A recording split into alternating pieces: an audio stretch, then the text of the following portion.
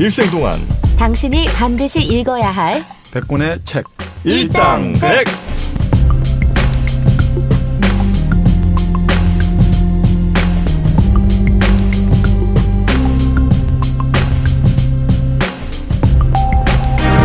일생 동안 당신이 반드시 읽어야 될 100권의 책 일당백 59번째 시간이 시작됐습니다. 안녕하세요. 저는 정프로고요. 안녕하세요. 정민여입니다. 오늘도 뵙습니다. 네, 정박입니다. 네. 59도 저희가 9세 과거 이렇게 쭉 저희가 살펴보니까 네. 9번째 책들이 썩 좋지가 않았어요. 그래요? 뭐뭐 있었어요? 지난 39번째가 뭐였냐면 네. 에드거 앨런 포. 괜찮았나? 별로였어요 그거. 그치? 네, 생각보다 29번째가 나 없었던 때. 뭐예요? 파리 그건 대왕. 완전 걸작이었지. 됐나? 네, 하여튼 이제 19번째가 됐는데 저희가 그 댓글들 쭉 반영하지 않습니까? 방송에. 네. 예, 이런 댓글이 하나 있었습니다. 동시에 4명도 만나봤다는 분이 네. 요즘 책 수준이 너무 높아서 네. 최근 에피소드는 거의 아는 게 없다. 그래요? 소강호 이런 거 했는데도? 이분이 수준이 너무 낮은 건가? 묘하게 동질감이 느껴지시네요. 봐봐요. 지금 다가와 겐조, 그다음에 요네하라 마리, 브루스 커밍스 뭐 이런 것들이었잖아요. 베르톨트 브레이트. 네. 그러다 보니까 조금 어려우셨던 모양이에요. 그럴 수 있어요. 오늘 쉽게 갑니다. 네. 그죠? 오늘 쉬운 책이죠, 오늘이. 그렇죠. 네. 오늘 책이 뭡니까, 그래서? 이게 많이 들어보셨을 거예요. 그렇게 얘기하지 말라고요. 네네. 이게 뭐 제목 여러 가지로 번역됐는데 뭐 신부님, 우리들의 신부님 이렇게도 번역되고 돈 카밀로와 페포네 이런 식으로 번역되고 이탈리아 문학인데요. 이탈리아 네. 현대문학인데 정말 가장 재미있는 소설이다. 이렇게 평가를 받고 있죠. 소설. 네. 일단 저자랑 제목은 별로 쉬워 보이진 않는데. 네. 돈 카포네? 돈 카밀로. 돈 카밀로. 네, 돈 카밀로. 뭐 돈 이러죠. 카밀로가 네. 저자입니까? 아니죠. 그 주인공 이름이.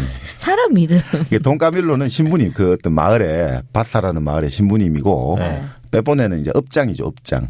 공산주의자 업장과 그 가톨릭 신부님과의 어릴 때 같은 친구들인데 서로 이제 달라졌잖아요. 완전 입장이. 읍장? 예, 업장. 네. 그 동네에서 행정적인 일을 맡아보는. 그렇죠. 네, 우리 여기는 이제 선거를 통해서 당선된 건데 네. 그러니까 공산주의자와 신부님 간의 묘하게 이제 갈등과 일어난 여러 가지 에피소드들을 담아놨는데 네. 연작 소설이거든요. 네. 그러니까 쭉 옴니버스식으로 계속 이어져 가는데 이게 책들도 여러 권 나왔죠. 아주 책도 뭐 10수권이 되고 그리고 지금까지 전 세계 출판도 한 7천만 부 이상 팔렸다. 이렇게 보죠. 신부님, 우리들의 신부님이라는 네, 책이. 네. 아, 그래요? 네. 그러니까 뭐 이거 뭐 영화, 드라마 뭐 모든 걸로 그러니까 거의 모든 문화 형식으로 네. 또 제작되기도 하고 아주 유쾌한 소설이거든요. 저는 수녀님, 우리 수녀님은 좀 들어본 것 같은데. 난 나의 사랑, 나의 신부는 들어봤어. 신부님. 그 한국 영화. 네. 박중훈 씨 나왔던 거. 신부님, 우리들의 신부님. 네. 저 두껍습니까, 혹시? 책이? 이게 본래 지금 우리나라에 번역된 것도 10권 시리즈로 나왔는데 10권이요? 예. 근데 지금 그렇게 연작 소설이죠. 연작 소설. 그러니까 짤막짤막한 우리 주인공은 동일한데 네. 그 상황이 에피소드가 계속 바뀌어지는 그 짧은 연작 소설 있죠.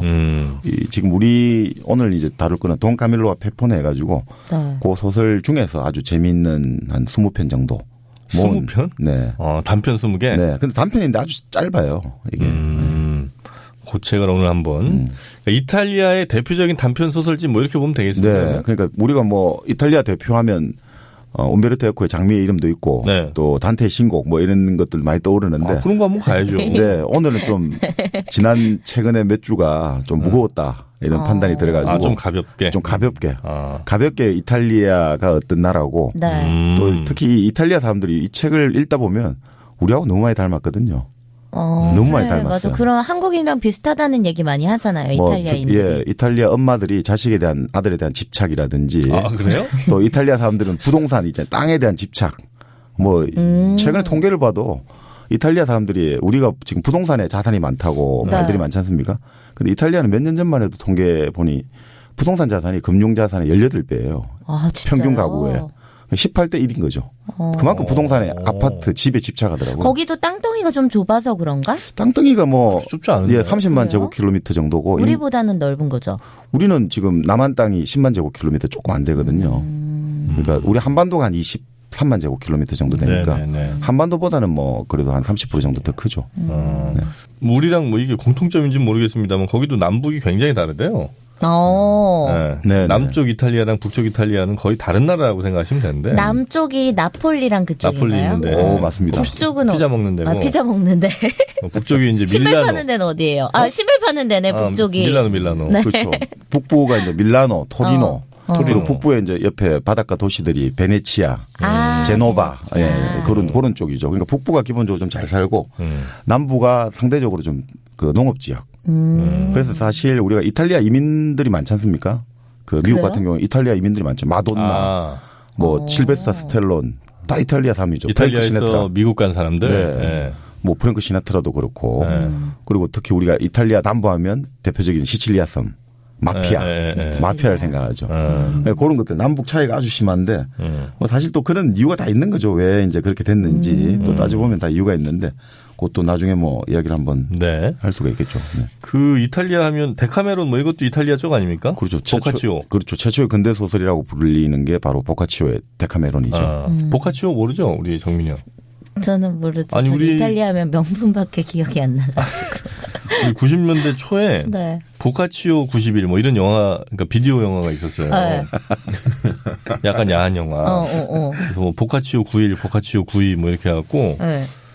시리즈로 나왔었죠. 네. 그것도 시리즈예요. 그것도 시리즈. 그게 아마 약간 옴니버스 형식이죠, 그것도. 그러니까 이게 지금 말씀대로 그런 네. 전통이 강하네요. 지금 여기 바로 오늘 다룰 수 있는 신부님 우리들의 신부님 이것도 바로 그런 식인데 그 데카메론 자체가 어떤 그 중세 혹사병입니까? 그게 돌 때 어느 성에 남녀가 모여가지고 그 심심하잖아요. 그러니까 자기들 이야기를 풀어내는 거예요. 그 데카라는 게 10개잖아요. 맞죠? 그러니까 그런 식으로 이야기들을 하나씩 풀어내는 것들 그런 형식이죠. 네. 네, 그리고 또 이탈리아 하면 에스프레소의 고향 아니겠습니까? 아, 그런가? 커피- 그렇네. 일리 커피가. 그렇죠, 그렇죠. 아니, 거의 다 이탈리아가 원조라고 보면 돼요. 네. 그러니까 커피는 아프리카에서 생산이 되더라도 네. 커피가 상품화되는 건 이탈리아. 네. 그 에스프레소 머신이 이탈리아에서 나왔으니까. 맞아. 네. 그래서 이탈리아의 커피가 굉장히 유명한데 네. 또 그 이탈리아 현지에서 먹는 것보다 더 맛있는 커피를 우리는 또 집에서 먹을 수 있지 않겠습니까? 맞죠? 어떤 커피죠? 네, 1kg 커피가 여러분을 이탈리아로 모십니다.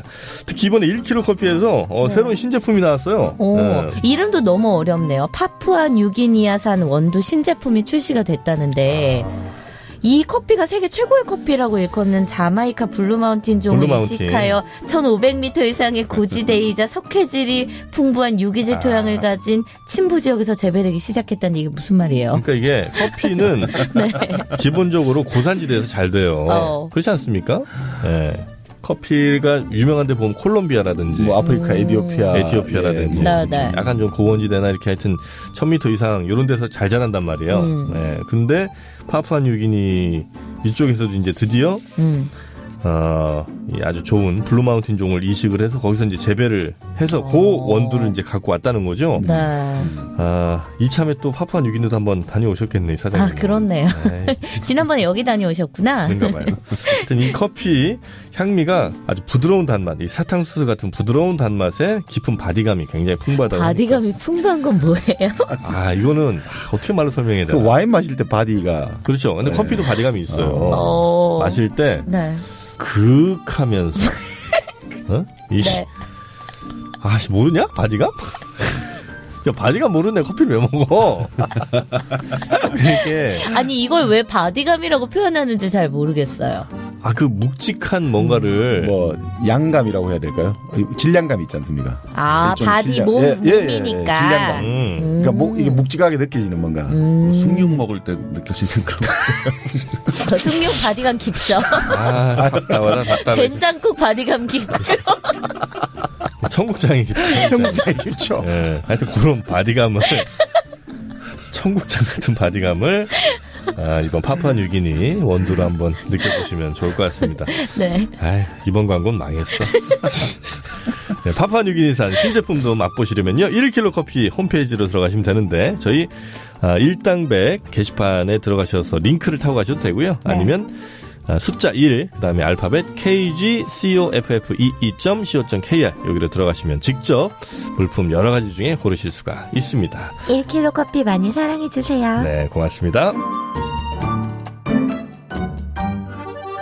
자, 하여튼 뭐 이탈리아는 저희가 아직까지 안 가봤던 것 같아서 근데 이탈리아도 갈 책들이 많네요. 장미 이름도 있고. 네, 장미 이름 같은 경우는 한번 가야죠, 그래도. 네, 에코가 얼마 전에 타게 했죠. 네. 그렇습니까?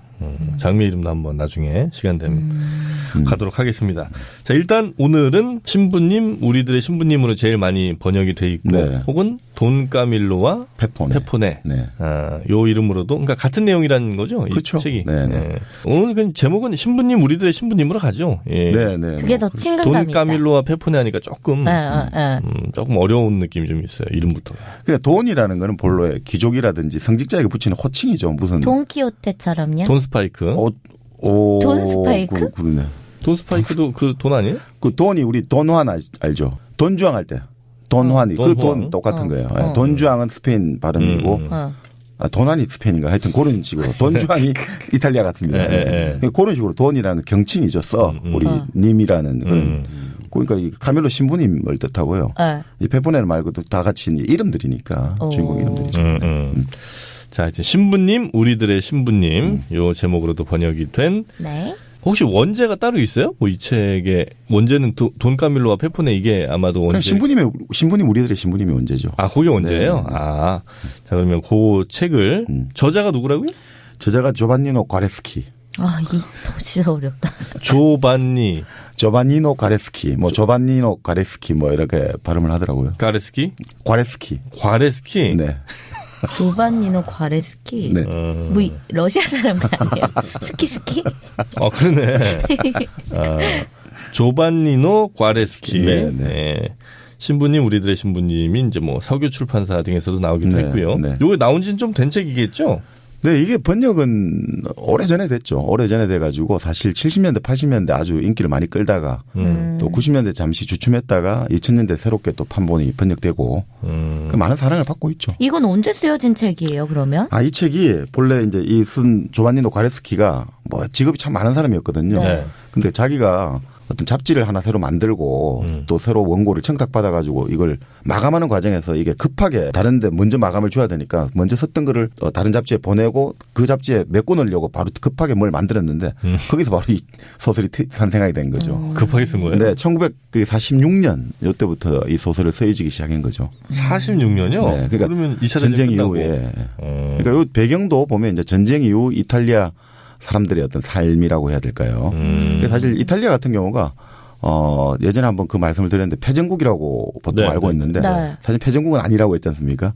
바로 이탈리아 파시즘에 무솔리니를 직접 이탈리아 그 국민들이. 파르티잔 의용대가 잡아가지고 그 처형을 했죠. 우리 유명한 사진 있지 않습니까? 거꾸로 매달려가지고 그 무솔리니와 무솔리니의 첩이라고 해야 될까요? 애인하고 이렇게 세 명이 거꾸로 다리에 매달려가지고 좀 끔찍한 사진이지만. 멕시코에도 보면 가끔. 그게 그쪽 문화, 라틴 문화권에 라틴 그런 것들이 좀 있나 봐요. 가톨릭에서 어떤 사람의 머리가 땅을 향한다는 것들이 하늘나라 못 올라간다 이런 뜻인가요? 그러니까 그때 했기 때문에 나름 성종국의 일원이라고 봐야죠. 근데 문제는 그러니까 워낙 그 당시에 바로 그런 반파쇼 운동이라고 해야 될까요? 그런 나치라든지 이런 동맹국에 대해서 동맹국의 주축국이죠. 그 당시 독일, 이탈리아, 일본. 예, 요 세력들에 대해 가지고 많은 이제 그 저항 운동을 한 것이 바로 사회주의자들이거든요. 좌파들이거든요. 그러니까 이 사람들이 힘이 아주 셌단 말이죠. 그러니까 미국에서 이 이탈리아가 잘못하면 서유럽에서 최초로 공산당이 정권을 잡을지 모른다 해가지고 엄청나게 공을 많이 들였죠. 후원도 많이 하고 또 여러 가지 미국의 어떤 좋은 가치라든지 상품들 우리 예전에 전쟁 끝나고 나서 미군들이 얼마나 많은 뭐 배급을 많이 했지 않습니까? 뭐 그런 식으로 하면서 이탈리아를 전략적으로 많이 키웠죠. 그러니까 그 과정에서 이제 많은 일들이 벌어졌는데 그런 시대적 배경도 깔고 있죠. 네. 참고로 그 무솔리니의 마지막 장면 사진을 제가 지금 보고 있는데 총살을 먼저 당하고 그다음에 피아잘레 토레토 광장에 있는 어떤 주유소 기둥 같은 데 이제 거꾸로 매달려 있었다고 해요. 그리고 무솔리니랑 그의 아마 애인, 그다음에 나머지 한 3명 다 해서 한 5명 정도가 매달려 있었고 사람들이 계속 거기다 대고 권총 쏘고 죽었는데 몽둥이로 때리고 막 몸이 썩어서 문드러질 때까지 매달려 있었다고. 진짜. 근데 아주 거기서 이탈리아 사람들의 또 나름 어떤 문화적 특성을 보여주는 아주 유명한 일화가 있었다고 뭐예요? 하죠. 그 바로 그 무솔리니 애인이 네. 치마를 입고 있었거든요. 네. 그러니까 어떻게 되겠습니까? 거꾸로 치마가 매달리니까 치마가 보이죠. 굴러덩 벗겨지니까 네. 그 붉은 팬티가 노출이 된 거죠. 아. 더 이제 사람들이 모욕적으로 깔깔깔 비웃는데 그때 어떤 사람이 사다리를 타고 올라가서 그 치마를 조함해 주는 거예요. 그래도 죽은 여인에 대해서 이렇게까지 모욕을 하면 안 된다. 근데 사실 그것도 아주 큰 용기가 필요하단 말이죠. 사람들이 지금 그 군중 심리라는 게 지금 네. 뭐 하는 짓이냐가 돌맞을 수 있는데 그걸 각오하고서라도 탁 메워주는 거죠. 그러니까 아무리 이제 나쁜 짓을 하더라도 그리고 그런 나쁜 짓을 한 사람의 일원이라 하더라도 기본적인 인간에 대한 예의라는 것들, 문명국이라는 거죠. 우리는 문명이라는 거죠. 그런 게 좀 상당히 인상 깊게 저는 다가왔던 기억이 있습니다. 네. 자, 하여튼 무솔리는 그렇게 끔찍한 최후를 맞이했고, 자, 오늘은 이제 전후 이탈리아에서 쓰여진 책 신부님, 우리들의 신부님. 어떻게 뭐 저자 얘기가 좀 들어갑니까? 뭐 과레스키 같은 경우는 네. 그 뭐 아주 직업이 다양한 사람이었는데 그러니까 뭐 기자도 하고 카피라이터도 하고 교사도 하고 소설가도 하고 또 심지어는 이제 그림도 잘 그렸거든요. 만화. 만화도 잘 그렸어요. 그래서 이 책을 보면 이 사파들이 아주 코믹한 그림들이 많은데 그것도 자기가 본인이 직접 그렸죠. 연재할 때. 그리고 나중에는 뭐 만돌린이라는 악기 그 강사도 하고 그러니까 아주 다재다능한 사람이었죠. 근데 이분이 약간 보면 이제 책을 좀 읽다 보면 네. 조금 뭐 어떻게 보면 약간 중도 보수적이라고 좀 보여지죠. 그러니까 여기서 보면 물론 이제 돈 카밀로와 페포네라는 서로 이제 상반되는 주인공들을 다루고는 있는데 네. 아무래도 조금 돈 카밀로에게 좀 기울어지는 입장 그런 게 좀 있죠. 신부님 쪽 얘기에 네. 그리고 당시에 노조 파업이라든지 여러 가지 이런 일들도 있는데 좀 비판적으로 상당히 보군요. 비판적으로 보죠. 그래서 뭐 그런 것들도 감안하고 보면 또 재미있습니다. 네. 여러분은 지금 정박, 정민영, 정프로 그리고 마돈이 함께하는 일당백을 듣고 계십니다. 자, 그러면 이 주인공이 돈 카밀로하고 페포네 네. 두 사람이 이제 주인공이고 네. 한 20개 정도 얘기가 있다고 하니까 네. 뭐 그중에 재밌는 얘기들 네. 막 소개를 해 주셔도 좋을 것 같습니다. 네. 그러니까 이 배경이 되는 게 네. 그 마을, 바사 마을을 좀 설명을 해야 되잖아요. 이 공간적 배경이 되는 곳을. 이탈리아 반도 북부 쪽에 보면 포강이라고 있거든요. 포강. 포강. 네. 강 이름이 강이. 포죠. 포강인데 네. 이 포강이 아주 그 밀라노 쪽부터 시작해가지고 베네치아까지 이렇게 쫙 거의 뭐 이탈리아 북부 쪽을 네. 일종의 횡단을 하고 있다고 해야 됩니까? 동서를 완전히 쭉 가로지르고 있는 강인데 그 강 유역이 좀 기름지고 평야가 기름지고 뭐 살기 좋은 지역이라고 해요. 그 유역에서 이제 본래 이 작가 과레스키도 태어났고 네. 그래서 그거를 이제 기억을 살려가지고 그 공간적 배경 그렇게 다루고 있거든요.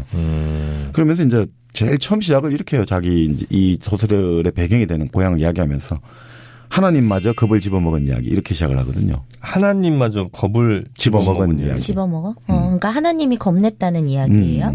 그러니까 요 소설의 배경이 되는 우리 이탈리아 사람은 어떤 사람들이다. 이걸 좀 보여주고 있는 거죠. 그러니까 뭐 이렇게 설명을 해요. 자기가 엄마 아버지와 함께 네. 자기 동생 11명과 같이 살았다 이거죠. 네. 동생 11명. 지금 12명이나 있다는 거예요, 자식이? 가톨릭 문화잖아요. 가톨릭 문화는 낙태가 금지돼 있죠. 아니, 낙태를 떠나서 어떻게 12명을 낳았어요? 그 낙태가 금지돼 있고 그리고 거기서는 자연피임도 흔히 말하는 그 우리 오나니도 안 된단 말이죠. 네. 그것도 죄를 짓는 거예요. 하나님이 죽였잖아요. 그때. 그러니까 말 그대로 날짜에 맞춰가지고 자연피임하는 것만 인정되는 걸로 알고 있거든요. 그러다 보니까 이게 사실 날짜라는 건 불규칙적이잖아요. 그러니까 애가 많이 들어서는 거죠. 받겠다도 못하니까. 네. 무조건. 네. 좋겠네. 뭐가 좋아. 그럼 거기는 애를 기본적으로 많이 낳을 수밖에 없겠죠. 가톨릭 문화권들이 다산이죠. 남미라든지 필리핀이라든지 보면 다산이 될 수밖에 없죠. 네. 그러다 보니까 11명의 동생을 두고 있고 네. 아주 대가족들인 거죠. 그러니까 이 가족주의 문화가 발전할 수밖에 없는 구조가 있겠죠. 근데 사실 우리 생각과 달리 이혼을 허용하는 법안이 이탈리아 같은 경우는 70년대에 만들어져요. 빨랐다는 거예요? 네? 그게 빨랐다는 아니지. 거예요? 아니죠. 늦었다는 거예요? 아니, 엄청 우리, 늦은 거죠. 우리도 이혼하는 법안은 있었어. 그렇죠. 40년대만. 아, 진짜요? 그렇죠. 조선시대도 이혼이 어려웠지만 이혼을 허가를 해주죠. 예, 왕이. 이탈리아는 근데 70년대 야, 돼서야? 그 겨우. 법안이. 그것도 당시 가톨릭 교회가 반대를 심하게 해가지고 국민투표까지 해보자. 우리 이탈리아 국민 그렇지 않을 거다 했는데 국민투표하니까 이혼하자는 그 찬성하는 비율이 압도적으로 높았죠. 그전에는 아예 이혼 자체가 불가능. 네, 그러니까 이게 지난 시간에 예수님이 그런 이야기를 했다잖아요. 이혼, 혼인과 관련해 가지고는 하나님이 맺어주신 것을 인간의 힘으로 나눌 수 없다 이거지. 인간은 나눌 수가 없다 이거지. 일단 한번 맺어지면 나눌 수 없다 이거지. 인간은 나눌 수가 없는 것이다. 그렇기 때문에. 아일랜드도 한 80년대까지 이혼이 금지. 그러니까 가톨릭 문화들이 강한 쪽은 이혼이라든지 낙태라든지 피임이라든지 이런 거 아주 울트라 보수적인 입장을 취하는 거죠. 이탈리아도 하여튼 희한한 법안들이 좀 있었다고 뭐 얼핏 어디서 들은 것 같아요. 네. 그러니까 이탈리아가 법률이 워낙 많아가지고요. 네. 예전에 베를루스코니 총리가 그런 장관을 하나 만들었어요. 간소화 장관이라는 장관 직책도 만들어요. 법률과 행정 절차를 간소화하는 그 정도로 이게 뭐 법안이 되는 것도 없고 안 되는 것도 없고. 하긴 워낙 오래되다 보니까 네. 옛날 법안이 그대로 내려오는 것도 있고 뭐 그럴 수 있겠네요. 그리고 이제 거기가 본래 이탈리아가 통일된 게 1860년이잖아요. 네네. 1400년간 분열돼 있었거든요. 1400년 동안. 도시국가 같은 것들 막 예. 있고. 그러니까 로마가 이제 서로마가 우리가 476년에 멸망했잖아요. 네. 그 이후로 1860년까지 1400년간 통일된 이탈리아 반도에서의 나라는 존재하지 않았어요. 그러다 보니까 이 말들도 워낙 다르고요. 언어적인 것도 다르고 또 사실 종족적인 혈통적인 구성도 많이 다르고 또 섬지방 사람들이 많거든요. 이탈리아 전체 인구 중에 10분의 1이 섬, 시칠리아라든지 섬이 워낙 많아요. 사르디냐라든지 섬이 많아요. 그러다 보니까 이 섬 사람들이 또 묘한 그 육지 사람들하고 내지인들하고 다른 어떤 고유성들이 있잖아요. 네네. 우리가 뭐 시칠리아 같은 경우도 이제 마피아라는 것들이 탄생하게 된 이유도 보면 이 내지인들에 대한 불신, 내지인들의 어떤 사법 시스템을 믿지 못하겠다는 이런 데서 이제 그런 것들이 많이 나오잖아요. 우리 영화 대부 바로 그런 거지 않습니까? 그러니까 그런 식으로 이런 것들이 통일된 경험이 없다 보니까 이걸 뭔가 하나로 전부하기 쉽지 않았겠죠. 예. 자, 그래서 그 첫 번째 하느님도 하나님마저 겁을 집어먹은. 그럼 뭐 이런 이야기죠. 그러니까 이 개구쟁이들이 많다 보니까 네. 이 농사를 아버지는 열심히 짓는 그 예전에 그 이탈리아 영화 중에 그 페드로넨가 뭐 그런 영화 있었던 것 같은데 아주 엄한 아버지 있죠. 아버지가 공부 안 시키고 무조건 두들 패면서 일을 해라. 그냥 이런 아주 엄한 아버지가 있었는데 그러니까 이탈리아도 딱 아버지 하면 말 별로 없이 아주 엄한 아버지인 거죠. 그래서 아들 많이 놓고 아들 먹여 살려야 되니까 오로지 그러니까 흔히 말하는 진짜 뼈가 쑤시도록 등골이 빠지도록 일을 해야 되니까 그런 이제 아버지인데 그 아버지가 아주 무심한 사람 같아요. 그런데 어느 날 이제 막내가 아주 장난꾸러기인데 2살 된 애가 갑자기 이제 열이 나기 시작한 거예요. 열병이 나는 거예요. 그래서 의사를 데려왔는데 의사도 도저히 얘를 더 이상 치료할 수가 없다. 자, 그러니까 갑자기 아버지가 자기 집에서 일하는 일꾼들하고 친척들하고 동네 사람들 다 소집하는 거예요. 네. 딱 소집해가지고 자, 지금부터 우리 둘째를 위한 기도를 같이 올리자. 딱 총을 들고. 총이요? 네, 총을 항상 여기는 보니까 이 당시만 총을 항상 들고 다녀요. 그러니까 결국 기본적으로 내 땅은 내가 지킨다. 이런 경향이 강하더라고요. 그러니까 총을 들고 딱 있더라고요. 자, 지금부터 기도를 시작한다. 아버지는 딱 버티고 있는 거예요. 딱 자기는 이제 총 들고 딱 서 있고 전부 사람들이 이제 마당에 무릎을 꿇든지 해가지고 기도를 시작해요. 그래서 기도를 한 아침부터 시작해서 밤까지 했는데 그 다시 의사가 나와가지고 도저히 안 되겠다고 이제 오늘 내일 넘기기 힘들겠다 하니까 이제 장남이죠. 주인공 장남을 끌고 자, 우리 신부님을 찾아가자 이런 거예요. 성당을 찾아갔어요. 그러니까 성당에 이제 밤이 어둑어둑한데 신부님이 이제 막 저녁 식사를 하려고 있는데 갑자기 아버지가 탁 찾아갔는데 이 아버지가 찾아갈 때 상자를 하나 들고 가거든요. 네. 상자를 하나 같이 들고 와요. 그 들고 와서 이제 딱 신부님 보더니 상자를 이제 그 성당 구석에 놓고 신부님 보고 이제 이야기를 하는 거예요. 자, 우리 아들이 지금 2살짜리가 오늘 내일 한다고 한다. 그러니까 하나님에게 신부님이 직접 좀 전달해 달라고.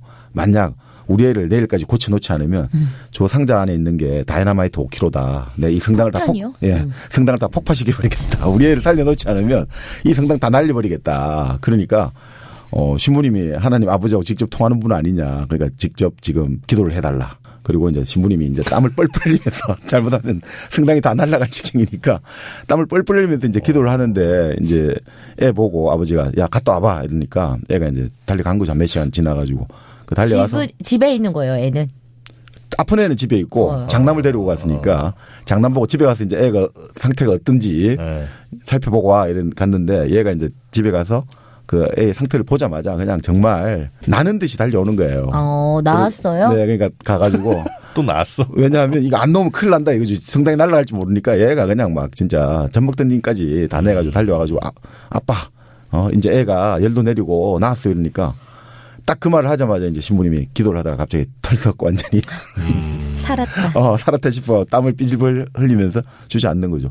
그러면서 이제 아버지가 딱 보더니 하더니 다시 저 상자는 들고 가겠다. 그러고 나서 1,000리라짜리 지폐를 한 장 하나님께 바치겠다고 봉헌 헌금을 하겠다고 이렇게 하면서 이제 끝나는 거죠. 그러니까 사람들이 이제 그때부터 하는 이야기가 이거는 하나님이 기도를 받아준 게 딴 게 때문이 아니라 너희 아버지 때문에 겁을 집어먹고 잘못하면 이 성당에 날아갈 것 같으니까 그래서 결국 애를 살렸다.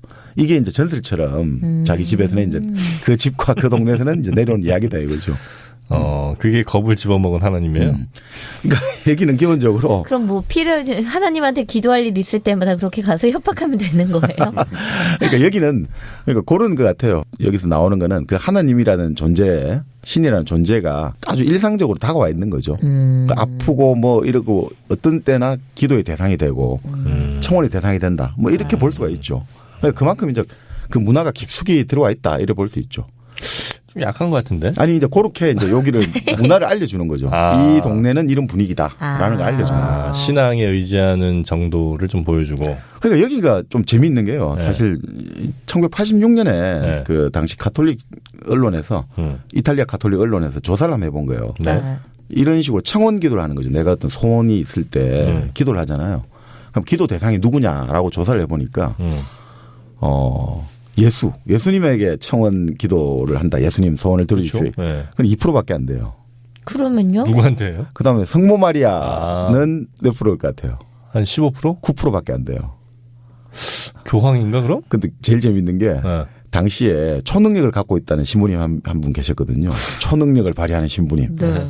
이 막 그 공중도 부양하고 그런 신부님이 있는데 그 신부님한테 압도적 다수가 그 신부님을 대상으로 기도를 한다는 거예요. 신부님 우리 애를 아니면 그런 식으로 기도를 한대요. 그러니까 아주 현세적인 거예요. 사실은 이탈리아 사람들이 종교가 들어와 있는 것 같지만 아주 우리하고 똑같죠. 우리가 예를 들어 예전에 굿이라든지 여러 가지 행위를 할 때 우리 구체적으로 그 기도를 하잖아요. 네. 이게 조국과 민족과 이런 게 아니고 이웃이 잘 되는 게 아니라 우리 아들 대학 입학 꼭 하게 해주세요. 병 낫게 해주세요. 로또 맞게 해주세요. 뭐 이런 식으로 아주 구체적이잖아요. 아주 현세적이라는 거죠. 가족의 대가족 문화라든지 이런 농사 짓는 문화권에서 가지게 되는 게 동생을 막론하고 이런 비슷한 게 형성되는 건지 가치관은 모르겠습니다만 아주 좀 재미가 있습니다. 그러니까 여기도 보면 아주 구체적으로 기도를 하는 거예요. 아주 형이상학적이고 고상한 어떤 실존적인 문제를 가지고 기도를 하고 이 땅에 사랑이 많이 퍼지게 해주세요 이런 건 안 하고 다음 달 월급 올라가게 해주세요 뭐 이런 기도를 한다는 거죠. 그렇죠. 네. 그게 우리랑도 좀 비슷한 부분이다. 네네. 네. 자, 첫 번째 얘기를 그렇게 시작을 하고. 네. 그러면서 이제 우리가 이제 말씀드리는 게 돈 카밀로와 페포네 업장이라고 했지 않습니까? 네. 그러니까 두 명이 어릴 때 친구예요. 그건 나중에 보면 둘이가 어떤 친구였고 왜 이게 달라졌는지 그 이유를 설명하는 게 있거든요. 돈 카밀로와 페포네가 같은 패거리였거든요. 어릴 때 이제 동네에서 개구장이들이 편을 지어가지고 사과를 이제 서리하는데 본래 페포네가 대장이었대요. 대장이고 이제 돈 카밀로는 신부님이 나중에 됐지만 좀 아주 깡다구는 아주 셌던 그리고 아주 힘이 하여튼 서로 뭐 1등, 2등을 하는 완력가들인데 네. 어느 날 갑자기 그 패거리 딱 10명인가로 구성되어 있는데 이 돈 카밀로가 사라져버린 거예요. 네. 그리고 사라지더니 갑자기 3년에 그 마을에 나타난 거예요. 그러더니 신학교 학생으로 나타난 거예요. 그러니까 애들이 완전 배신자다 된 거죠. 나는 대장 입장에서는 너가 사라져도 그 자리를 계속해서 남을 보충을 안 하고 비워놨는데 너가 어떻게 이 신부로 다시 돌아오니까 신학생으로 돌아올 수가 있냐. 근데 얘 입장에서는 아니 그거야 내가 뭐 어떻게 하다 보니 이래 됐지만 그래도 이 자리를 남이 들어가면 안 된다. 나는 이 자리에 들어가야 될 내가 이유가 있다. 반드시 그 같은 그 평생 멤버십은 나는 가지고 있다고 생각한다. 내가 기여를 많이 했다. 그렇게 해서 이제 싸움이 벌어지거든요. 인정 안 하겠다. 인정한다. 이렇게 싸움 벌어지는데 그 신학생이 몽둥이를 들고 대장을 이기는 거예요. 그렇게 해가지고 네. 이제 결국은 넣어주기로 하는 거죠. 네. 근데 넣어주는데 신학생이니까 같이 사과쓰리 하면 안 되잖아요. 네. 어떻게 하냐면 너희들이 사과쓰리 할 때 나는 쟤를 용서해달라고 기도를 하겠다. 그래서 서로 나눠 가지자. 그러니까 나도 그 기여를 했으니까 그 수학은 n분의 1로 나눠 가지자. 꼭 끼워야 돼. 네. 그 자리에. 자, 그랬는데 예전에 성당에 아주 앞에 아주 좋은 사과나무가 정말 맛있고 탐스럽고 아주 큰 사과가 열리는데 이게 정말 종직이라든지 이런 성당에 일하는 일꾼들이 항상 그 감시를 하는 거예요. 총을 들고. 여기도 총을 들고 나와요. 성당도 총을 들고 나와요. 아, 사과나무 지키는데. 네, 종직이들이. 여기 살그래요. 무서워 이탈리아. 나눠줘야 되는 거 아니야? 성당이면? 그렇게 나오더라고요. 네. 자, 그런데 얘는 이제 신학생 입장이니까 아, 이건 참 내가 하여튼 성당 안에서 기도를 하마 너희들이 사과를 딸 동안에 나는 기도를 해가지고 하나님에게 용서를 빌겠다. 이렇게 하고 있는데 얘가 기도를 하다가 헐깃 보다가 갑자기 이제 신의 목소리를 듣는 거예요. 하나님의 네. 목소리를. 네. 예수님의 목소리를 듣는 거죠. 그래서 이 대장이 가서 여러 개를 많이 따고 마지막에는 그 높이 올라가가지고 이 사과를 따려고 할 때 갑자기 예수님이 그 신학생 까밀로에게 당장 달려가라. 저기 지금 너가 너 친구를 구해야 된다. 그래서 비호처럼 달려가가지고 이 친구가 사과나무 가지가 꺾여가지고 추락해가지고 크게 다칠 수 있는데 얘가 받아준 거죠. 근데 받아줬지만 자기도 다치는 거죠. 그래서 네. 이제 오히려 친구는 괜찮았는데 대장은 괜찮았는데 이 신학생은 거의 보름간 탈골이 되고 뼈가 부러지고 꼼짝을 못하는 거죠. 그렇게 해서 이제 결국 둘이의 우정은 계속해서 근본적으로 그러니까 서로가 욕을 엄청 하는 거예요. 너희 이 빨갱이들. 그 여기는 이 보수 반동 이런 식으로 서로 욕을 하지만 근본적인 신뢰가 서로가 깔려 있다. 이런 걸로 이제 어린 시절 이야기를 하는데 나중에 보면 또 빼뽀네 업장에 아들이 돈까밀로가 이제 신학생이 자라서 바로 그 마을의 신부가 되고 네. 그 바로 사과나무에서 떨어진 업장은 또 아들을 낳았는데 그 아들도 또 개고장인 거죠. 그 나중에 또 사과나무 가지에 올라가거든요. 네. 근데 올라가는데 이 신부님이 또 계속해서 힐끗힐끗 보다가 갑자기 강론을 중단하고 달려가가지고 또 애를 안아낸다. 이렇게 또 나오죠. 또 떨어지는데 애를 안아내면서 아 아버지보다 아들이 좀 더 무겁구나. 그래서 결국 이제 신부는 내색을 안 하고 애를 구해주고 계속 미사를 집전하는데 이제 나중에 보면 갈비뼈가 부러진 걸로 나오죠. 그런 식으로. 그러니까 여기서 보면 참 여기서 서로 싸움들을 많이 하고 서로 불구대천의 원수고 서로 그냥 막 뭡니까 못 잡아먹어서 난리인데 근데 또 기본적으로 아주 급한 일들이 있잖아요. 네. 사람의 생명이라든지 이런 게 관계될 때는 딱 그냥 서로 손을 잡고 제휴하는 그런 이야기들이 참 많이 나오더라고요. 이 책이 근데 7천만 부나 왜 팔렸을까요? 나는 이게 뭐 7천만 부나 왜 팔려야 될까 이게? 재밌는 거 많습니다. 아, 재밌는 게 많아요? 아직까지 잘 모르겠는데. 그러니까 이제 그렇게 이제 하는 거고요. 이제 곧 재밌는 게 나와요 이제 나오나? 정은진 씨. 네. 이제 나옵니다. 재밌는 거. 로얄드 달 난 재밌었거든요. 로얄 나도 처음에 그랬던 것 같아요. 아, 그랬나요 제가? 아, 제가 좀 약간 박합니다. 예. 재밌는 얘기 하나 나오겠죠. 그러니까 이제 고해성사라는 이제 제목의 곡의 단편이 있는데 네. 굉장히 짧군요, 이게. 네, 아주 짧습니다. 한 5페이지. 네. 아, 그래요? 네, 한 5, 6페이지. 그러니까 꽁트에 가깝죠. 거의 뭐 이솝우화 느낌 정도. 이솝보다는 조금 더 길고. 이솝보다 조금 길고. 약간 오앤릿보다 조금 짧다고 해야 되나? 그 정도. 네. 아, 5페이지, 10페이지 요 정도예요? 아. 예, 돈카밀로 신부가 아주 네. 이제 입이 매운 사람이거든요. 입이 맵다는 건 그건 뭐예요? 무슨 뜻이에요? 독설. 아. 독설 잘한다는 네. 거죠. 그래서 이 사람은 강론을 할 때도 보통은 점잖고 의젓하게 해야 되는데 뭔가 좀 마을에 지주가 좀 방탕한 생활을 하고 있다. 젊은 첩을들이 있다. 이러면 바로 대놓고 욕을 하는 거예요. 네. 근데 욕을 하는데 예수님이 못 듣게 이제 십자가에 보자기를 씌우고 나서 욕을 막 아유, 재밌네. 야, 십자가. 이게 재밌어? 십자가. 이상한 데서 터지네. 아니, 하느님 못 듣게 한다고 십자가에 보자기 세운다는 게 좀 웃기지 않아요? 자, 이제 그렇게 나가오고 또 이제 이 사람이 그러니까 그런 식으로 입이 맺고 또 선거철이 다가오잖아요. 여기는 이제 업장도 선거를 하니까 네. 선거 다가오면 무조건 공산당은 절대 찍으면 안 된다. 신부가 이제 정치 개입을 하는 거죠. 절대 마을 사람들에게 이번에 반드시 공산주의자 찍으면 절대 안 된다. 이런 이때 식으로. 이탈리아는 공산주의자들도 다 같이 이렇게 정당 구성을 했었던 모양이군요. 네, 이탈리아가 그러니까 아, 지금도 있나요? 네. 아, 공산당이? 네. 아, 그래요? 그러니까 우리가 유럽 코뮤니즘이라고 하지 않습니까? 네네네. 그러니까 서구에서 가장 공산당 세력이 강했던 나라가 이탈리아죠. 아, 그래요? 네.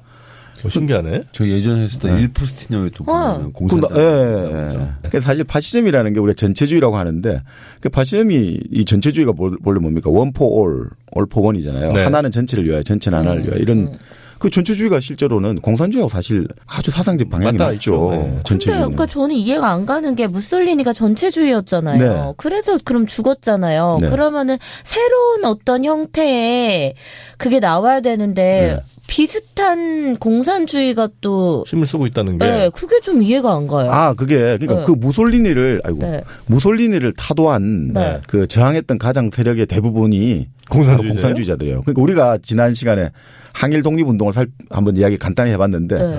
항일 독립운동의 대부분이 사회주의자 계열들이거든요. 우리하고 비슷한 거죠. 우리하고 역사도 비슷해요. 그러니까 항일 운동을 했다, 제국주의에 반대하는 운동을 했단 말이죠. 네. 근데 그 사람들의 대부분이 사회주의자들이거든요. 근데 미국이 들어왔잖아요. 그럼 미국 입장에서는 사회주의자들이 정권을 가지면 이게 소련에 다 넘어가잖아요. 그러니까 어쨌든 우파, 보수 이쪽을 키워야 되거든요. 종교를 가진 세력들. 그러니까 이쪽에서는 기독교 민주당을 많이 키웠죠. 그래서 기독교 민주당이 사실은 전후 45년 이후부터 81년까지 정권을 잡아요. 미국의 어떤 가장 강력한 우호관계를 구축한 기독교 민주당. 그런데 공산당 세력들도 끊임없이 세력 확장을 시도하는 거죠. 기독교는 또 민주당이에요? 그러니까 기독교 민주당이라는 이름으로 그거는 그러니까 바로 로마 가톨릭도 지원할 수밖에 없는 거죠. 우리가 스페인 같은 경우도 뭐 스페인의 프랑코 정권이 독재 정권이 39년부터 75년까지 유지가 됐잖아요. 네. 그거를 지탱해 준 세력이 또 바로 가톨릭이에요. 그리고 실제로 우리 예전에 예루살렘의 아이만에서도 봤지만 네네네. 당시 로마 가톨릭과 나치 정권 사이에 상당한 거래가 있지 않았냐. 이런 것도 지금 이야기가 많이 나오고 있죠. 그런 이야기들이 많이 돌았지 않습니까? 네네네. 사실은 지금 사람이 죽어가고 그 하나님의 이름으로 이렇게 많은 인종말사 홀로코스트가 일어나는데 로마 교황청에서 그것들에 대해서 어떤 공식 입장을 내고 이런 것들은 상당히 뒤늦고 아주 강도가 약했거든요. 그런 이야기들이 많았죠. 그러니까 그러니까 그렇기 때문에 지금 이런 선거에서 공산주의들의 세력 그리고 아주 이런 선전선동이 잘 먹혀 들어갔죠. 왜냐하면 없는 사람들을 대변하잖아요. 그 이탈리아 같은 경우도 땅에 대한 집착이 아주 강하거든요. 이탈리아가요? 네. 그러니까 지주들과 소작의 갈등도 상당히 심했고 네. 특히나 또 농민들 같은 경우는 통일이 됐지 않습니까? 아까 말씀드린 대로 왜 남부에 그 남북 갈등이 심하다고 했지 않습니까? 네. 이탈리아는 보면 아펜니노 산맥 해가지고 사실 동서가 갈라져 있거든요. 네. 근데 이 남과 북이 이제 많이 돼 있잖아요. 네. 근데 역사적으로 보면 본래 남부 쪽은 스페인이라든지 프랑스라든지 이런 쪽에서 지배를 많이 받았어요. 근데 남부 같은 경우는 지배를 받으면서도 하나로 모여 있으니까 네. 남부라는 일체감, 정서적인 일체감이 많이 형성됐고 북부는 말 그대로 라이벌들이 많았거든요. 제노바라든지 베네치아는 서로 완전 라이벌. 지중해 교역의 주도권을 둘러서 라이벌이고 네. 또 마찬가지로 지금 우리 피에몬트 지방이라고 하는데 우리가 말하는 토리노라든지 이런 쪽 이런 쪽은 또 북쪽하고 긴밀한 교섭 속에서 나름대로 상공업도 발전하고 스위스 같은 나라 하면서 네. 그러다 보니까 이게 좀 그리고 그쪽은 갈라져 있다 보니까 네. 또 좀 많이 다른 거죠. 그러니까 북부 남부는 좀 전통적으로 달랐는데 특히 남부에서 이제 지주들이 땅에 대한 집착들이 강하고 계속 땅을 넓혀 나가게 되고 소작농들이 먹고 살 게 없으니까 19세기 중후반부터 어마어마하게 많은 사람들이 신대륙으로 다 이민을 떠난 거죠. 그래서 미국 같은 데 가면 이제 정말 이태리 사람들이 천대를 많이 받았죠. 늦게 들어온 이민들이 되고 그러다 네, 보니까 네. 이제 천대도 많이 받았고 바로 그걸 다룬 이탈리아 사람들의 그 이민을 다룬 게 우리 엄마 찾아 산말리잖아요. 그게 네. 이탈리아 이민자들 먹고 살 게 이야기예요? 없으니까 마르코의 엄마가 가정부를 하러 아르헨티나로 떠나잖아요. 그래서 그 마르코가 이탈리아 제노바에서 그 아르헨티나까지 산말리를 가잖아요. 12,000km를 배를 타고 가잖아요. 이야기야. 네, 그러니까 말 그대로 요즘 치면 제3세계 네. 동남아시아라든지 이런 사람들이 한국이라든지 저 중동에 가정부로 가고 이래가지고 그거를 여기 필리핀에 있는 아들이 그 엄마를 찾아가는 그런 이야기죠. 그런데 엄마도 몸이 아프고 엄마도 이쪽 저쪽 가면서 연락이 두절되고 바로 그런 슬픈 이야기였죠. 네. 엄마 찾아 한말리. 옛날에 그 만화로 봤던 기억이 나요. 네. 엄마 찾아 산말리 이런 노래가 있었어요. 바람아 불어라. 뭐야? 너무 싫어. 미치겠다. 맞아. 그 그림체가 참 이렇게 여러분 제발. 거기 뭐 시그니처라고 하는 그 장면이 뭐였냐면 난간 같은데 딱 이렇게 손을 잡고 서 있어요. 네. 그러다 바람이 샥 분단 말이야. 네. 그러면 그때 이제 뭐 쓰고 있던 모자 같은 게 확 날아가면서 이제 그런 연출한 장면 몇 개가 있어요. 하여튼 그 기억이 납니다. 엄마 찾아 산말리. 그 엄마 찾아 산말리는 그게 워낙 이게 말하면 끝이 없는데 우리 혹시 사랑의 학교 아세요? 사랑의 학교? 사랑의 학교라고 만화도 우리 했는데 그 아미치스라는 사람이 쿠오레라는 작품을 만들었어요. 쿠오레를 이제 우리가 번안해서 사랑의 학교라고 하는데 그게 당시 이제 19세기 중엽에 이탈리아가 통일되다 보니까 일체감을 가지기 힘들잖아요. 이탈리아라는 국가적 정체성을 가지기 힘드니까 그 아미치스라는 사람이 그 아이들에게 이런 좋은 이야기를 통해 가지고 이탈리아라는 나라의 어떤 정체성, 우리가 한민족이고 하나의 어떤 같은 공동체 구성원이다. 이걸 하기 위해서 여러 가지 많은 이야기를 모아 가지고 아이들에게 이제 일종의 교양식으로 했거든요. 그게 사실 나온 게 바로 이게 그 엄마 찾아 산말리가 바로 거기에 나오는 내용으로 저는 알고 있거든요. 그래서 이렇게 효도를 해야 된다. 우리로 치면 옛날에 뭐 그런 거 있지 않습니까? 동몽선섭 아니 상강행실도 해가지고 자 이렇게 부모에게 효도하고 나라에 충성해야 된다. 이런 걸 만들어낸 건데 거기 나오는 사실 엄마 찾아 산말리가 하나의 이야기죠. 아이들에게 그 효에 대한 이야기를 좀 그렇죠. 강조하면서 엄마 찾아 산말리 슬픈 얘기야. 아이에게 효 그거 전해주려고 너무 잔혹하지 않습니까? 엄마가 떠난다고 생각해봐요. 산말리. 너무 슬프죠. 산말리 가야 돼. 거기가 또 아르헨티나. 아르헨티나가 그때는 좀 잘 나갔는데. 아르헨티나는 20세기 세계 뭐 5대 강국 중에 하나였죠. 그리고 특히나 아르헨티나가 이제 팜파에서 소고기 이게 어마어마하거든요.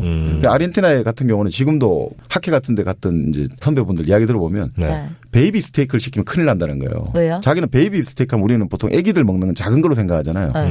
아기만한 스테이크가 나오는 거예요. 아기만한. 베이비 스테이크가 아기용 스테이크가 아니고 아기만한 스테이크가 나와요. 야, 진짜 웃긴다. 그러니까 그거를 $10 주고 먹었다니까 한 10몇 년 전에 그런 이야기도 하더라고요. 베이비 10,000원에 그냥 애기만한 몇 킬로짜리를 먹었다고. 진짜로 아마 지금도 아마 비슷할 건데 전 세계에서 1인당 소고기 소비량이 제일 많은 나라가 아르헨티나일 거예요. 엄청 먹어 거기. 그러니까 이게 사실 아르헨티나가 그 당시에 이제 소고기 특히 이제 해외 수출하는 냉장. 아르헨티나산 소고기예요? 그렇죠. 근데 이거 왜 수입은 잘 안 되지? 아르헨티나산 소고기 걔네들이 워낙 많이 먹어서 그냥 자국에서 다 소화가 돼. 아니 뭐 아르헨티나가 사실 이제 냉장 제장 기술이 발전하고 이래가지고 사실 수출도 많이 하고 해가지고 아주 잘 나갔죠. 근데 그리고 사실은 영국에 유명한 백화점 있죠. 헤롯 백화점이라고 유명하잖아요. 그가 제일 먼저 해외 지점을 낸 데가 아르헨티나예요. 그 정도로 아르헨티나 잘 살았거든요. 그렇구나. 근데 결국 이제 그 여러 가지 경제적인 뭐 일각에서는 페로니즘, 우리가 말하는 파퓰리즘의 시작도 있지만 근본적으로 아르헨티나가 군사 독재가 한 20년 가면서 망가졌구나. 완전 어마어마하게 망가진 거죠. 우리가 문재인 대통령도 최근에 아르헨티나 가가지고 그 어머니들 만났잖아요. 거기도 이제 군사 독재 때 사람들을 비행기 태워가지고 바다에 그냥 떠내려가지고 죽이게 하고 비행기에서 그냥 바다로 이 사람들 떠미는 거예요. 벼랑에 떠밀듯이. 그렇게 죽이기도 하고 또 그렇게 죽인 사람들의 아이들 있죠. 아이들을 죽은 살인자들이 자기 애로 입양을 해가지고 키우기도 하고. 뭐야. 거의 뭐 노예처럼 써먹겠네. 노예처럼 모르겠어요. 그러니까 이게 가지고 이것도 진짜 얼마나 슬픈 일이잖아요. 죽은 것도 억울한데 자기 자식이 바로 자기를 죽인 살인자들의 손에서 키웠다. 그런 이제 일들도 있고. 복수 못하게 하려고 통제 안에 두는 거지. 똑똑하다. 어떻게 알았어? 복수에 관해서는 내가 좀 일가견이 있어. 킬빌 좋아하시겠네. 아르헨티나로. 네. 그러니까 그런 거였죠. 그러니까 이탈리아 이야기하다가. 일단백 재밌게 듣고 계시죠? 좋아요, 구독하기, 댓글 달기, 후원하기 꾹 눌러주세요. 자, 그래서 우리가 공산주의 선거 이야기 했는데. 그래서 까밀로가 이제 과격한 사람인 거죠. 까밀로도 신부님인데 점잖은 사람이 아니에요. 그래서 어느 날 이제 사제관으로 돌아오는데 습격을 당한 거죠. 테러를 당한 거예요. 테러를 당했는데 이 보통 카밀로가 테러를 당해도 같이 맞받아치는 사람인데 그날 자전거를 타고 있는데 계란이 70개가 들은 보따리를 들고 있었거든요. 이 계란 깨지면 안 되잖아. 그러니까 할 수 없이 몽둥이 찜질을 당할 수밖에 없는. 계란 보호하려고? 계란. 자, 그래서 이 까밀로가 이제 씩씩거리면서 이제 성당에 들어왔어요. 그 성당에 들어왔는데 여기서 재밌는 게 까밀로와 페포네 사이에 그 성당에서 예수님이 항상 등장해요. 그러니까 그 성당에 예수님이 목소리로 계속 까밀로하고 대화를 하는 걸로 나오거든요. 예수님도 일종의 그러니까 바로 이 예수님이 이런 십자가와 이 안에 임재해 있다. 이렇게 보여주는 거죠. 그러니까 진짜 우리 생활 속에 들어와 있다 이걸 보여주는 거죠. 실제로 이탈리아 같은 경우는 지금도 종교 교육이 90% 정도 하거든요. 아, 그래요? 사람들이 그냥 이게 법적으로는 종교교육 안 받아도 된다. 이렇게 돼 있지만 그 학생들이 선택하는 게 지금도 90% 정도. 남부에서는 97%. 종교교육을 무조건 받는다는 거예요. 왜 이렇게 걔는 바람둥이가 많아? 그러니까. 그렇게 종교적인데 이탈리아 남자 하면 다 바람둥이라고. 아, 바람둥이? 그 이유가 또 다 있죠. 이혼 못하게 해서 그런가 봐. 아. 이혼을 못하게 하니까 바람이라도 피는 거지. 근데 이탈리아 같은 경우가 네. 실제로 이 제일 중요하게 생각하는 게 이탈리아 사람들 외관이거든요. 보이는 것들. 그러니까 패션이 발달했다고 하는데 그것도 있고 이 동작들 있죠. 손동작 이런 게 뭐 손동작으로 표현하는 메시지가 한 100개가 넘는데요. 그러니까 다 다르다는 거죠. 아주 다양하게 발전하고 네. 특히나 이 사람들이 성형수술 있잖아요. 네. 이탈리아 같은 경우가 인구 10만 명당 성형외과 의사 비율이 전 세계에서 두 번째예요. 우리나라 다음으로? 아니요. 이탈리아가 그리스 다음으로. 성형을 많이 그리스 해요? 다음으로요? 예. 성형을 그리스도? 그리스가 제일 많이 하고 의사가. 아, 그리스가 많이 해요? 근데 인구당 성형 시술 비율은 네. 수술과 시술 비율을 합치면 1위가 대한민국이죠. 아. 2위가 그리스, 3위가 이탈리아. 아, 그러니까 이탈리아, 그리스는 의사가 많고 네. 우리는 받는 환자가 많고. 예, 인구당 비율은 우리가 어마어마합니다. 우리가 3위니까. 네네네. 그러니까 이게 뭐 왜 유독 이렇게 잘생긴 남자가 많은데도 이렇게 집착을 한다는 거예요. 왜 그러지? 이 사람들은 벨라 피구라라고 하는데 남에게 보여주는 것들이 있죠. 겉으로 보여주는. 여기에 패션 같은 경우가 이런 것들 있잖아요. 우리가 흔히 아는 패션 상식들 있잖아요. 네. 이 사람들은 아무리 정치 지도자를 지도하는데도 어느 순간에 갑자기 휙 그냥 저 사람 아니야 가는 경우가 있다는 거예요. 무슨 경우냐면 옷 못 입었을 때. 네. 그러니까 옷을 딱 입었는데 깨는 거지. 우리 그 와이셔츠 있죠. 정장을 딱 입잖아요. 와이셔츠를 입었는데 예를 들어 우리가 말하는 반남방 있죠. 그러니까 와이셔츠 반팔. 네. 이거를 보면 못 참는 거예요. 그게 안 보이게 하더라도 왜냐하면 이게 양복을 입었잖아요. 여름에도. 근데 그러면 이게 반드시 와이셔츠가 이게 깃이 손목에 나와줘야 되는 거예요. 이게 안 나오면 그다음부터 저 사람 상스럽게 느껴져. 천하다. 그게 끝이 난 거예요. 아무리 그 사람이 정치 신념에 나를 대변해도 저 사람은 정말 깬다. 더 이상 난 저 사람. 그 정도로 이게 강화돼요. 그리고 여기서 이제 최악의 어떤 패션이 뭐냐면 바지와 양말 사이에 맨살이 보이는 거 있죠. 이건 완전 최악의 최악이라는 거예요. 그 사이에 또 털도 보이면 진짜 깨. 이건 완전 최악이에요. 그래서 이탈리아 사람들은 반드시 양말은 긴 양말을 신는 거예요. 혹시라도 자기가 이 맨살을 보이면 안 되니까 무조건 긴 양말을 신는 것 같아요. 그러니까 아예 안 신든가. 네. 그러니까 이게 뭐 어떤 역사적으로 외침을 많이 받고 그러다 보니까 외적으로 뭔가 보여주지 않으면 내면을 어떻게 믿냐 이거죠.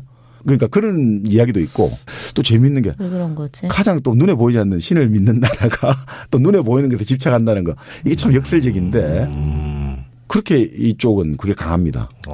외적으로 보인다는 것 그리고 그러니까 결국은 우리하고 좀 비슷하다는 게 우리가 이런 거 시침하잖아요. 남을 의식하고 이런 것들. 네.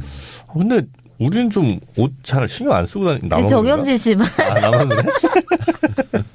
나 이탈리아랑 좀 안 맞는 거야. 그러니까 이탈리아 사람들이 재밌는 게 이탈리아 대도시 가면 평양하고 비슷하다는 거예요. 평양? 장애인을 볼 수가 없다는 거예요. 왜요? 그러니까 장애인들이 노출이 거의 안 된다는 거죠. 진짜? 뭔가 그런 느낌을 준다는 거죠. 대다수 장애인이 집에만 있다든지 이런 거겠죠. 그만큼 외형 이런 거를 중요시하니까. 그러니까 이 사람들은 기본적으로 사실 우리가 이탈리아 음식 하는데 음식이 이제 파스타라든지 올리브 기름 이런 것들이 우리가 상징하는데 그게 사람들이 어느 정도 주식이 되고 배불리 먹게 된 건 20세기에 들어와서 얼마 안 된대요. 사실. 그러니까 실제로 이 사람들이 가장 중요시하게 생각하는 건 외관을 꾸미는 것. 그게 아주 중요하답니다. 그러니까 옷이라든지 구두라든지 벨트라든지. 그쵸. 그러니까 패션이 발전할 수밖에 없는 거죠. 이렇게 계속 외양을 중요시하고 그리고 이제 특히나 이제 페미니즘 문제 관련해 가지고 이런 것들이 많이 나오는데. 근데 특히 이탈리아가 남자한테 더 그게 엄격한 것 같아요. 그러니까 여자보다 남자의 외형에 좀 더 엄격한 것 같은 느낌. 양복 복식도 그렇고. 그러니까 이 애정 문제 같은 경우도 그러니까 사실은 그래서 그럴 수도 있죠. 그러니까 여성지가 아주 낮다는 거예요, 여기가. 이탈리아가. 그래요?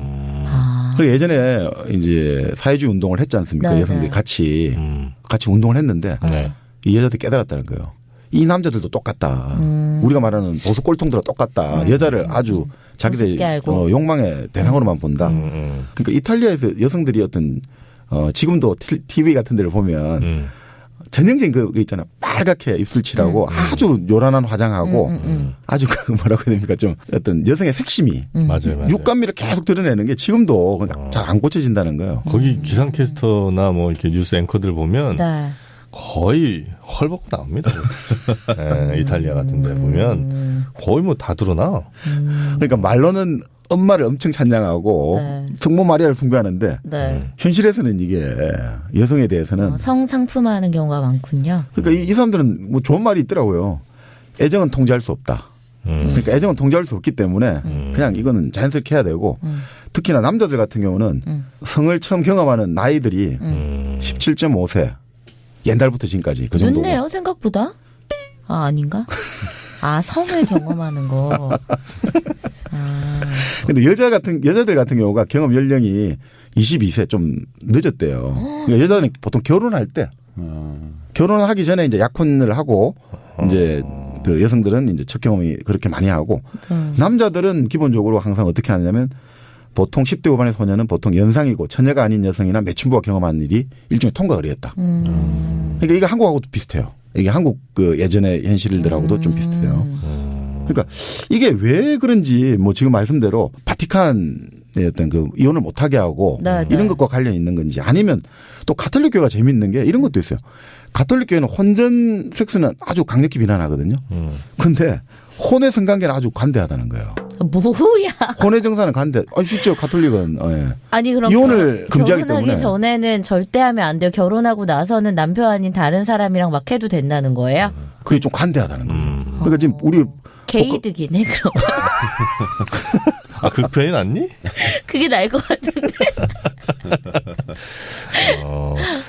아니 우리 정민여 얘기대로 진짜 네. 이혼을 금지하니까 그런 거라도 좀 놔주지 않으면 안 되겠다는 뭐 판단이 있었을 수도 있겠네요. 아니 그러니까 귀부인들 같은 경우도 네. 예전부터 뭐 데카메론 시대부터 좀 뭔가 미소년들 있죠. 데리고 다니는 게 네, 네. 하나의 어떤 자기의 사회적 지위를 나타내 준다는 거예요. 귀족 부인 정도면 이 정도 남자를 데리고 다녀야 돼. 그리고 그런 거에 대해 관대했다는 거예요. 남편들이. 여자의 그것도 인정해줘요? 네. 그러니까 이게 관대하게 했다는 거죠. 근데 사실 남자들 같은 경우는 돈이 들잖아요. 아무리 이제 정부를 거느리려면. 네. 그러다 보니까 주로 이제 부유층이 아닌 이탈리아 남성들은 뭐 말만 자유연애 실제로 매춘 여성들하고 사이에서 이제 이런 것들을 많이 한대요. 지금은 거기도 이제 성매매 관련해 가지고 여러 가지 금지 조항이 들어가고 하니까 네. 요즘 좀 그렇게 하긴 하는데 기본적으로 피임을 금지하고 여러 가지 그 성적 제약이 많아서 그런지 그 혼 애정사에 대해서는 뭐 그냥 관대한 편. 관대하답니다. 근데 그러다 보니까 결국 또 재밌는 게 흔히 말하는 바람둥이일수록 엄마에 대한 애착이 엄청 강하다는 거예요. 이게 좀 특이한데 이탈리아에서는 가족 관계에서 가장 중요한 게 아버지는 부재하고 있대요. 아버지는 없는 사람 나가서 취급한대요. 돈 벌어오는 기계. 아니 돈도 아니고 일을 한다는 거 있죠. 이탈리 농사 이런 게 일하고 뭐 여러 가지 가족 일을 할 때 네. 주로 우리가 생각하는 거는 아버지는 그냥 술이나 먹고 놀고 엄마와 큰아들이 일을 한다. 이게 이탈리아 사람들의 특징이래요. 엄마와 큰아들이 일한다. 그래서 모장안에 엄청나게 깐깐한 게 생겨납니다. 그래요? 그러니까 엄마라는 가사는 이게 무슨 자기 애인한테 말한 것 같아요. 나의 심장이 한숨처럼 내쉬는 이 사랑의 단어가 요즘은 잘 쓰이지 않을지 모릅니다. 하지만 내게 가장 아름다운 노래는 바로 엄마, 당신입니다. 나에게 가장 아름다운 노래, 내 심장이 한숨 쉬게 만드는 단어는 엄마입니다. 엄마는 내 생명입니다. 내 남은 인생에서 다시는 당신 곁을 떠나지 않겠어요. 이 노래가 이렇게 인트를 쳐요. 아, 진짜 그런 것도 약간 우리랑 좀 닮아있는 부분이 있네요. 네. 우리도 엄마에 대한 뭐 그게 좀 굉장히 강하잖아요. 그러니까 엄마를 이제 떠나왔단 말이죠. 이제 청년이 돼가지고. 이런 노래. 엄마, 우리가 다시 만나는 날까지 나는 추억 속에 살 거예요. 우리가 다시 만나는 날까지. 이거 무슨 애인에게 바치는 노래죠. 그렇네요. 네. 마마보이들도 많겠네, 거기. 그래서 그 마마보이를 네. 뭐 맘미스모라고 부른다고 하더라고요. 맘미스모. 이태리에서? 네, 이태리에서. 엄마하고 아주 독특하게 친밀한 관계를 맺고 있는 거예요. 그럼 그 중간에 며느리와 불화는 없대요? 거기는? 그러니까 이게 불화가 분명히 있을 텐데. 있을 수밖에 없지. 엄마랑 아들이랑 사이가 그렇게 좋으면. 아니 그러니까 이런 게 많대요. 그러니까 이 여자들 입장에서 결혼하고 나니까 우리가 이제 신혼집을 구했잖아요. 네. 시어머니가 바로 옆집에 살고 있다. 아. 그다음에 주말에는 우리랑 비슷하네. 주말에 또 만나고. 주말에 무조건 엄마랑 나는 시간을 보내야 돼. 아들이. 우리가 그러니까. 더 심하네. 그럼 이혼하고 나면 어떠냐? 엄마랑 다시 사는 아들들. 그거야 그렇지. 그거야 그렇지요? 이혼하면 다시 엄마 집으로 보통 가지 않아요? 이혼하면 빨리 딴 여자 만나야지. 뭘 엄마한테 가. 아, 정영진 씨. 참나. 그러니까 여기는 그렇다는 거예요. 진짜 아버지 하나님 믿잖아요. 근데 아버지 하나님 눈에 안 보이잖아요. 그렇기 때문에 아버지 하나님 눈에 안 보이잖아요. 그러니까 어차피 아버지나 하나님이나 네. 이쪽들은 그냥 안 보이는 사람들이고. 네네. 눈에 보이지 않는. 그러니까 우리가 보면 뭐 베를루스코니 같은 경우 보면 그 특히나 뭐 여성의 대표적인 이 사람 나오지 않습니까? 지금 여자 문제로 이 사람만큼 지난 한 20년간 말썽 많이 일으킨 사람이 없잖아요. 그래요? 뭐 무슨 말썽이에요? 특히나 미성년자하고 분가분가 파티라고. 분가분가 파티. 네, 여기서. 그런 말도 쓰세요, 네. 정방님. 아니 그 베를루스코니에서 나온 이야기예요. 그 신문에 직접 분가분가 파티라 해가지고. 분가분가 파티 그만. 아 진짜요? 네, 그 파티를 그 신문에서 그때 다뤘죠. 아 분가분가가 이태리 말이에요? 아 이태리만은 아니고 이게 본래. 네. 우리 아주 다양한데 네. 이게 80년대 유행했잖아요. 이 분가분가란 말이 우리나라에도 네. 본래 이제 저기 영어권에서 나온 걸로 저도 알고 있는데. 아 우리나라 말이 아니고? 네, 외국 말입니다. 그게 무슨 뜻이지? 왜 분가분가지? 아 이거 의성어 아닌가? 맞습니다. 네. 분가분가 그런 소리가 나나? 분가분가. 나는 경우도 있더라. 분가분가. 그건 그런 거기에 공기가 차서 그런 거예요. 그쪽이 아니고요. 하여튼 나중에. 어?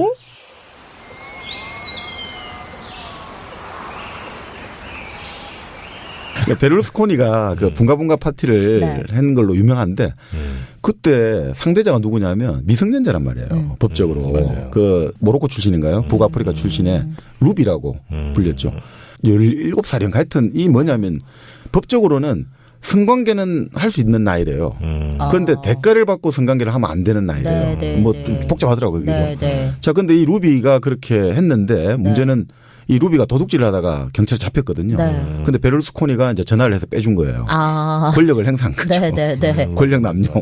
그래서 걸리게 된 그러면서 거예요? 이제 이게 됐는데 그럼에도 불구하고 또 찍어주고 또 찍어주고 계속 베를루스코니는 지금 최근에 뭐 거의 4번인가 6번 총리를 했죠.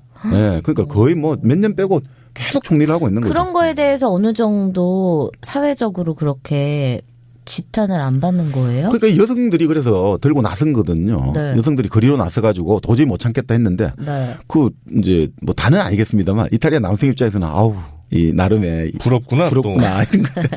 저 나이에 나이가 지금 80이 다 됐잖아요. 근데도 계속 젊은 여자들 수십 명을 그러니까 루비의 정언에 따르면 네. 수십 명을 불러가지고 그렇게 놀았다. 완전히 그 하렘을 만들더라. 그게 이제 다양한 각계의 유명인들이 초청해가지고 그러니까 요즘 분가분가 파티라고 하면 아주 권력 있고 돈이 많은 사람이 여러 명의 헐벗은 여성을 데리고 논다. 이거를 이제 분가분가 파티라고 하죠. 그러니까 그런데 그럼에도 불구하고 뭐 사람들은 오히려 참 아니 우리 같으면 이게 어떻습니까? 그때 어떤 서울시장 나오려고 했던 모 정치인 같은 경우가 그 이제 요즘 우리 아주 엄격하지 않습니까? 미투라든지. 네네. 근데 여기는 또 웃기더라고요 또. 그래서 이탈리아 이제 페미니즘 뭐 여러 가지가 나옵니다만 참 힘들다는 이야기들 많죠. 네. 하여튼 이탈리아도 그 여성 인권에 대해서는 굉장히 좀 후진국 중에 하나예요. 네. 그러니까 이게 참 뭐가 뭔지 모르겠습니다만 이게 그러니까 지금 말씀대로 뭐 이혼 관련한 법률도 이제 70년대 되어서야 성립했고 그리고 지금 같은 경우도 미국 같은 경우나 네덜란드는 동성들 가족 결합을 허용하지 않습니까? 네. 여기는 난리가 났죠. 네, 지금 로마 가톨릭이 워낙 위세가 강하니까 또 그러니까 하여튼 묘한 모순들이 공존하는 남자들이 살기 좋은 나라네 여기 이탈리아. 과연 그럴까요? 꼭 그렇지도 않아요. 힘들어. 다 힘들다고. 네. 잠깐 이게 뭔 이야기하다가 돈카밀로가 몽둥이 찜질 당하고 이제 예수님한테 가서 내가 이거 복수를 하겠다. 예수님이 그냥 몸을 씻고 등에다 기름만 살짝 발라라. 그리고 잊어버려라. 원수를 용서해라. 이러니까 이건 아니다. 이건 모욕이 아니라 주의 종 나를 이렇게 한 거는 바로 우리 예수님을 모욕한 거다. 그러니까 나는 반드시 복수를 해야겠다. 그러니까 예수님이 아니 나는 십자가에 나를 못 받은 자도 모두 용서했는데 왜 너가 지금 누가 지금 이렇게 하냐니까 도대체 예수님과 대화가 안 된다고 팩 돌았었어요. 그런 다음에 예수님한테 그렇게 까불어도 돼요? 그런데 이제 예수님이 재밌는 이야기를 해요. 우리 집에서는 그러니까 이 성당에서는 정치 문제는 덜먹거리여서는 안 되느니라. 누가 자꾸 이렇게 공산주의를 찍지 마라 이런 식으로 이야기를 하니까 그렇지 않느냐. 근데 이제 돈 카밀로가 그 말을 듣고 좀 목에 생선가시가 걸린 같이 찝찝하지만 용서해 주기로 했어요. 근데 어느 날 2달 좀 지났는데 바로 이제 그 페포네가 고해실에 찾아온 거죠. 우리가 고해성사라고 하지 않습니까? 네. 그 고해성사를 1년에 2번을 해야 된대요. 가톨릭 의무적으로. 예. 그 고해성사 2번을 1년에 하지 않으면 이제 냉담을 했다라는 말을 쓰죠. 냉담자다.